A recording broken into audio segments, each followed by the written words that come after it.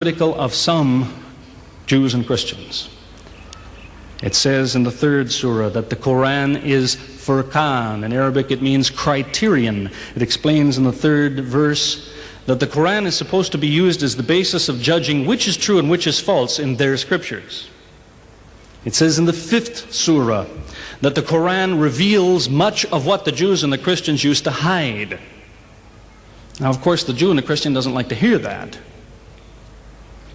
But they do quote some of the Quran back to the Muslim. But they do it badly, is what I'm trying to tell you. They quote it back badly in this way. They try to make it serve their purpose. There's no escaping it. The Quran says the Jews and the Christians hide things, they change things, and so on. So there's no sense in trying to find a verse somewhere to prove that, no, the Quran says that everything in the Bible is true. But that's what people do.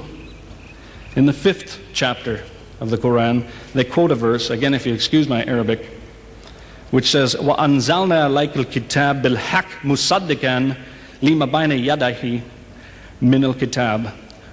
They quote this and it says, the translation is, speaking of the Quran, that it is sent down to the Prophet, it says, and we sent down to you the book in truth, confirming that which they possessed of the book before. And you see, the Christian says, you see there, the Quran says the Bible is true. It says the Quran was sent down to confirm, to say it's truthful what they have in their book. That's what that sentence says if you stop there, but that's the middle of the sentence. There's 2 more words in the sentence. They are wa muhaiminan alayhi. You see, the whole text says we have sent down the book in truth, confirming that which they had of the book before this, and as a watcher over it, their book. Muhaiminan is the Arabic word. Muhaiminan is an interesting word. It means quality control. You'd use a form of that word to designate the man in a factory who stands at the end of the assembly line and finds the rejects and throws them out. The whole text, that whole verse from the Quran says, the Quran confirms that which is truthful in their book, and it's the quality control agent. It's the thing that shows you which parts are not true. You don't fool a Muslim by quoting that if he goes and looks it up himself and realizes you only read half the sentence. It's a dishonest quote.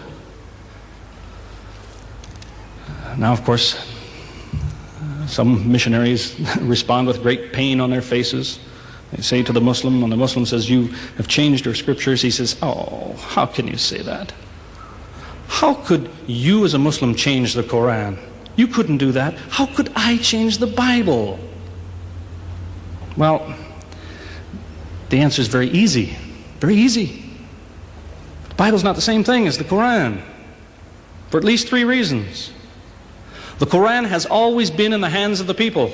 Always. From the time of the Prophet, people wrote it down if they could write, and they memorized it and so on. It's always been in the hands of the people. Nobody ever disagreed on what were the contents. The Prophet died, his friends met, and they agreed by gathering all the writings they had said, this is the Quran, and nobody disputed it. Nobody said, no, you left something out. No, this doesn't belong. Nobody argued from the beginning. The Bible doesn't have that history. The Bible has been the property of the church, not the people. The first table of contents to the Bible that reads the same as the contents of the Bible now dates from the year 367. More than 300 years after Jesus, finally they decided which books belong in the Bible. That's point 1.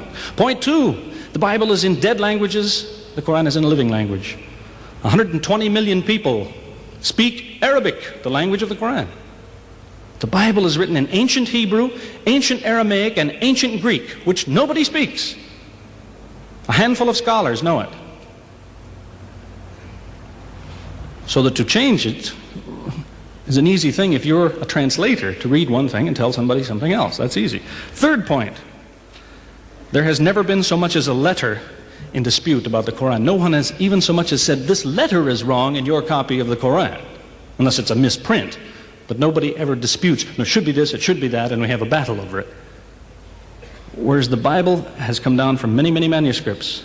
Any Bible that's worth buying is filled with footnotes. Almost every page will have a footnote. So you read the verse, footnote. Read down here, it says, or this verse might be, and and it gives you an alternate translation or what some other manuscript says. So when somebody says, I mean, it's a shallow argument if somebody says, look, Muslims can't change the Quran, how could Christians change the Bible? It's because they're two different kinds of thing.